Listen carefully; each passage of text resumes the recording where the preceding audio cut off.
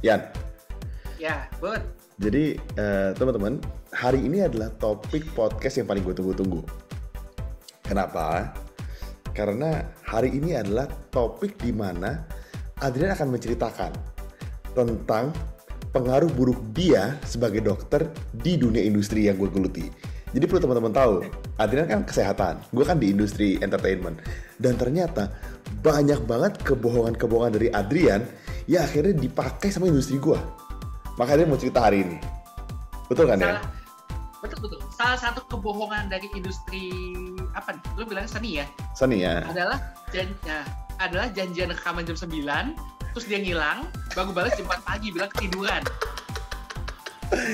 Itu kan di luar kontrol, kecapean itu karena sibuk kan.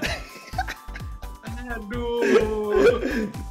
Nah gini, teman-teman yang perlu kalian tahu begini. Kita tuh mungkin nggak kita kali ya, sebagian besar dari kita, orang tua kita terutama, atau mungkin suster kita, atau mungkin ART kita, helper kita, pasti besar dengan sinetron biasanya.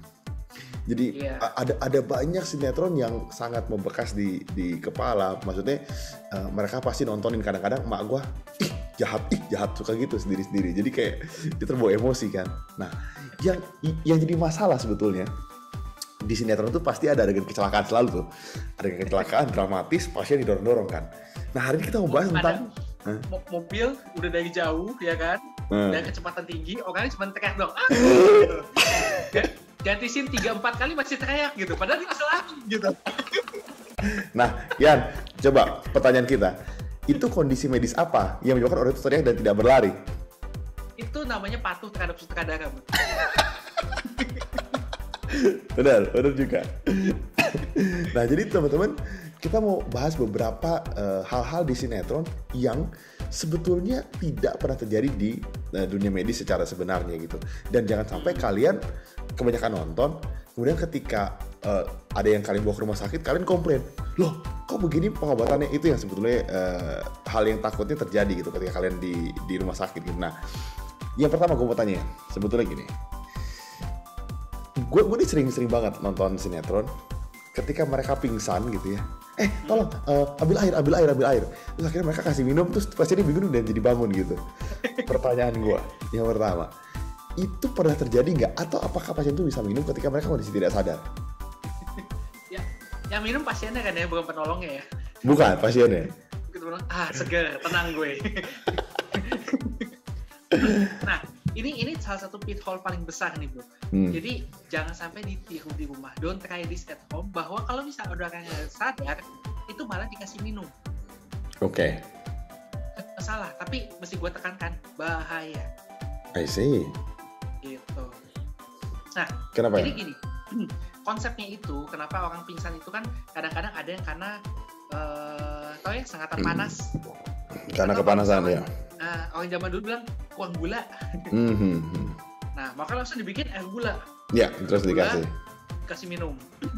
Nah, problemnya pada orang yang beneran pingsan, ini bukan di sinetron, ada beneran pingsan, itu mereka nggak punya refleks nelen, Bud. Jadi air yang masuk itu akan berada di mulutnya.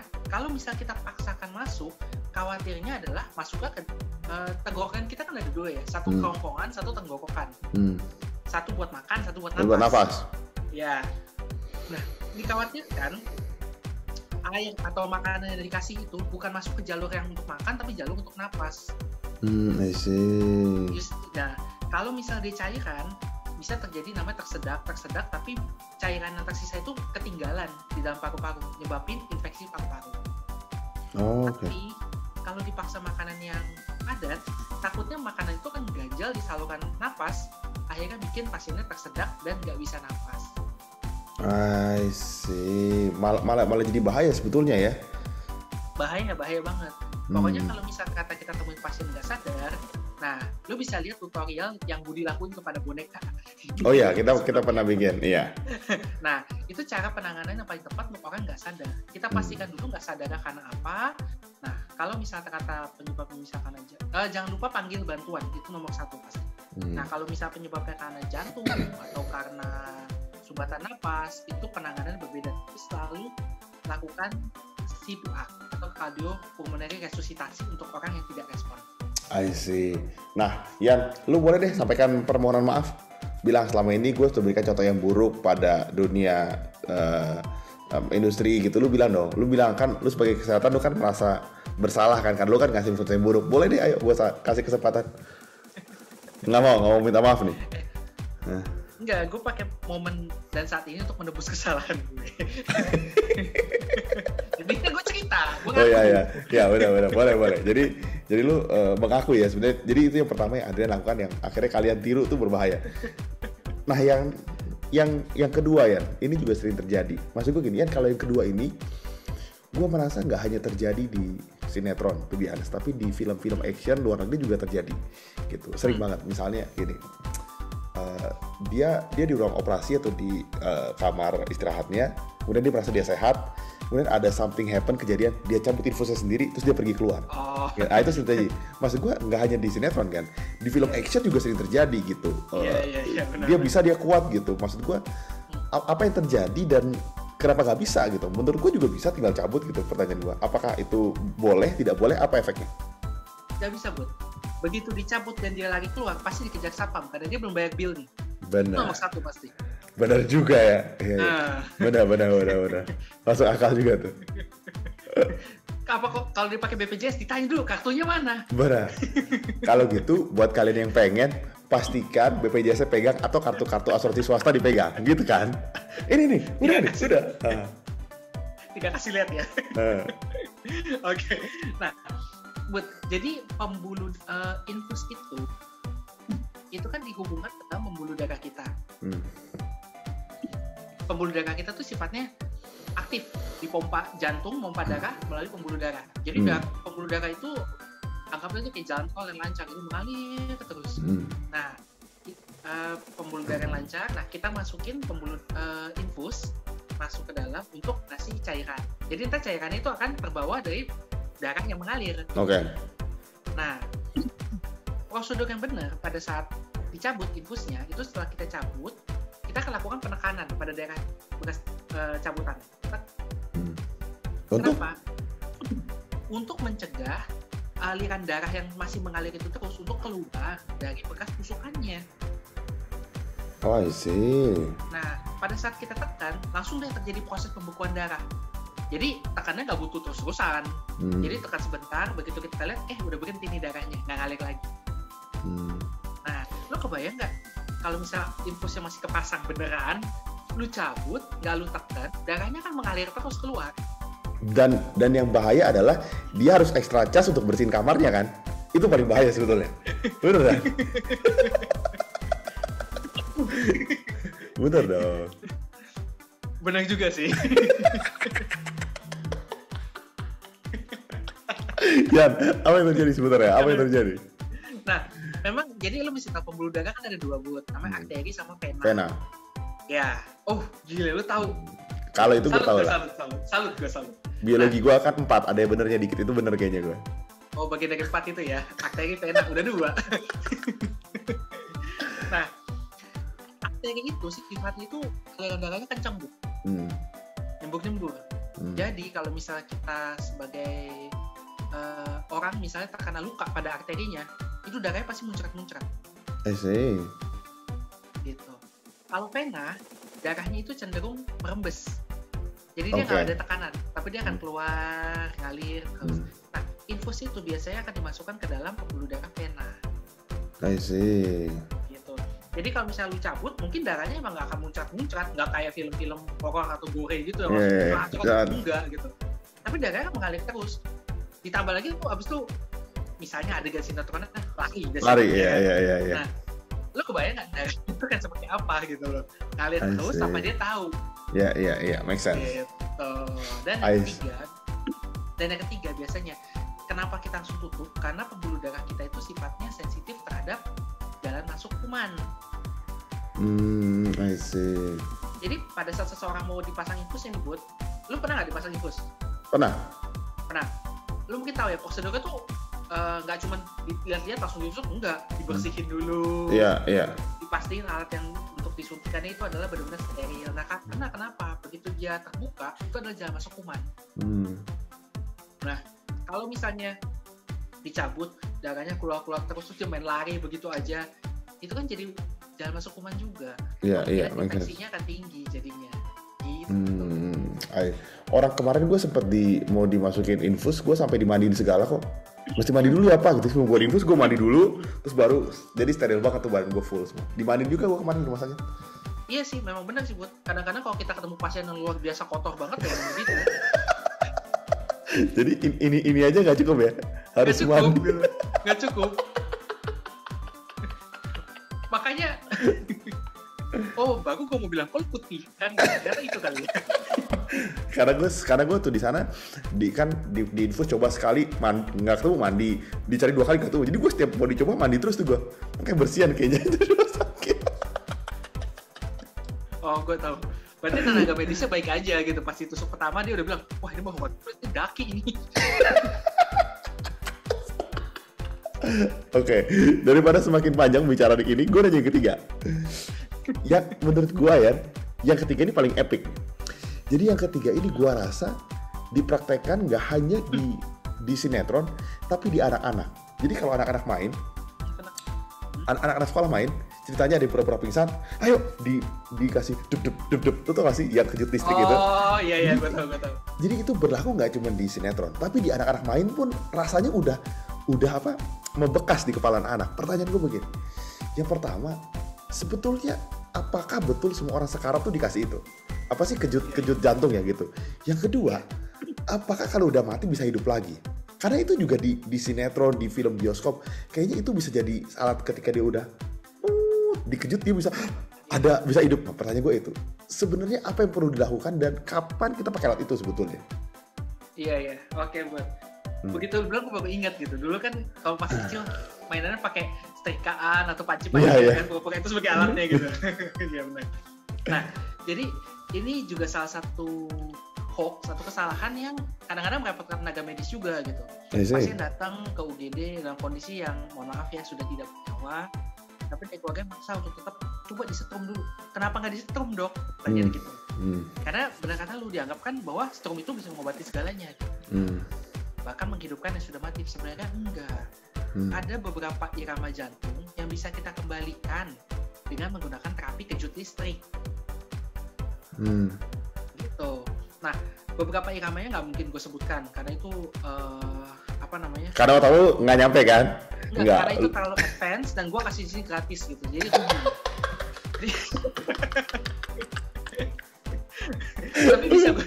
tapi bisa gue pastikan kalau misal monitor itu sudah flatline, kita bilang flatline ya, jadi garis datar, itu berarti jantung itu sudah tidak beraktivitas lagi dan tidak bisa hidup sekalipun dipakai kejut jantung itu. Nggak akan bisa karena kejut jantung itu sebenarnya untuk mengembalikan irama jantung berantakan. Sekarang dengan flatline itu sudah tidak ada irama jantung lagi. I see. Gitu. Nah, kalau misalnya kita paksakan, arus listrik itu sendiri kan merugikan untuk tubuh. Maksudnya ya kalau misalnya dalam kondisi darurat kita pakai, ya kan berarti kan benefitnya lebih tinggi daripada mudaratnya. Nah, tapi kalau misalnya tidak ada benefit sama sekali, kan kasihan tubuh itu kita setrum berkali-kali. Ya, tunggu sebentar, gue stop dulu. Maksud gue gini, kan kalau kita lihat irama jantung yang normal, deg-deg gitu ya, deg-deg gitu kan ya. Maksud gue yang tidak normal itu lebih cepat kah, lebih lambat kah? Apa sih maksudnya dengan tidak beraturan tuh gimana maksud gue? Banyak loh. Jadi jantung sendiri itu kan punya sel namanya pacemaker. Jadi jantung itu mengaktifkan listriknya sendiri. Gitu. Nah, kalau misalnya aktivitas listriknya itu berantakan, ya tidak tercapai voltage atau ampere gitu, gue lupa. Yang dibutuhkan akhirnya cuma ada listriknya doang, tapi jantungnya nggak bergerak karena nggak cukup. Udah nggak? I see, okay, make sense. Nah, jadi jantung kita kan harusnya gini kan, geduk, kan gitu. Nah, pada saat aliran listrik yang mulai berantakan, mungkin jantungnya jadi geduk, jadi nggak beraturan. Oke. Nah, itu bisa digunakan terapi listrik juga, walaupun dosisnya berbeda. Tapi kalau di sinetron kita lihat, itu jantungnya memang sudah begini, nggak ada denyutnya lagi. tapi aktivitas listriknya masih ada. Nah, aktivitas listrik itulah yang kita benerin dengan terapi kejut listrik. Harapannya biar jantungnya bisa berdenyut lagi. Tapi kondisi flatline, garis lurus yang gue bilang tadi itu, artinya udah nggak ada aktivitas listrik di jantungnya. I see. Kalau gitu, itu kebohongan yang fatal ya. Maksud gue nggak hanya sinetron, layar lebar juga sama. Itu efeknya brainstorm banget tuh.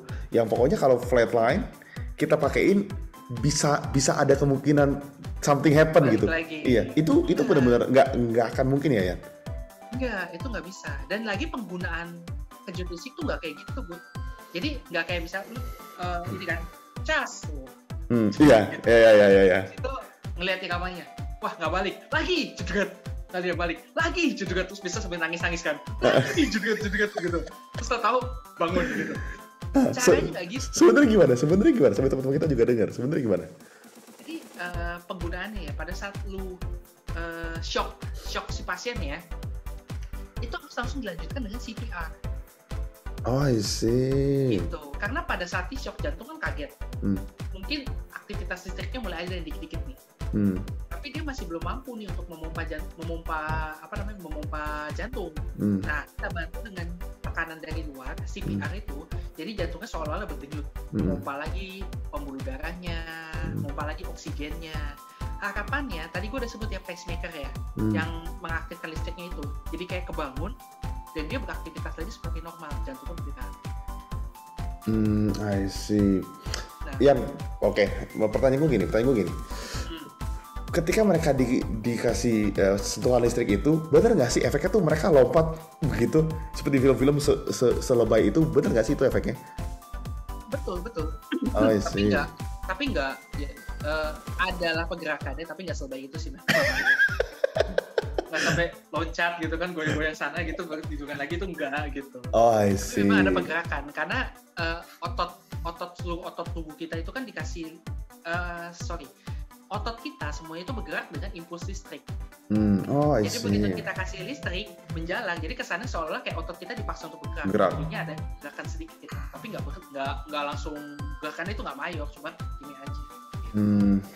Oke, Yan, karena ini yang paling banyak ditanyakan dan yang paling banyak orang penasaran. Maksud gue gini, dalam kondisi dalam kondisi apa, misalnya gini. Apakah ketika dia serangan jantung sementara, serangan jantung tiba-tiba gitu, masih bisa dikasih sentuhan listrik kah? Maksud gue, atau dalam kondisi apa?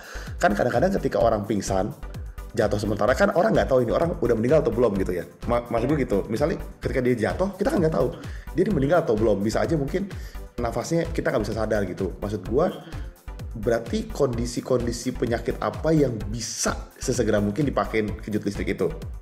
Lu kebayang nggak? Bagus nih Bu, pertanyaannya. Gue suka nih kayak gini nih. Nah, emang pinter gue sebenarnya. Responnya kan enak gitu kan. Kalau episode sebelumnya kan gue tuh kayak nuang ke ember bocor gitu. Jadi gimana ya gitu. Kuncinya jadi Bu, untuk terapi kejut listrik adalah kita harus tahu monitor jantungnya itu seperti apa. Lu udah kenal flatline. Tapi masih ada belasan mungkin ya gambaran irama jantung yang kita mesti tahu.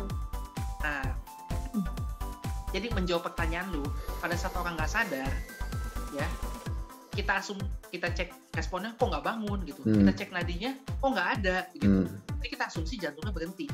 Nah, makanya kenapa tadi gue bilang panggil bantuan, karena lu adalah orang awam yang nggak bisa melakukan pertolongan tingkat lanjut, bantuan, lu pompa jantungnya. Apapun iramanya nggak peduli, pompa jantungnya dulu, karena berharap itu bisa menggantikan pompa jantung yang asli gitu, itu kan dari luar. Nah, bantuan itu seharusnya datang dengan membawa monitor. Gitu. Nah, kalau misalnya di rumah sakit mungkin monitor rumah sakit, tapi kalau misalnya settingannya di luar, ada alat yang disebut namanya AED. Oke. Nah, AED ini adalah monitor plus kejut listrik otomatis. Jadi tinggal lu pasang, ya, si alat ini akan membaca sendiri.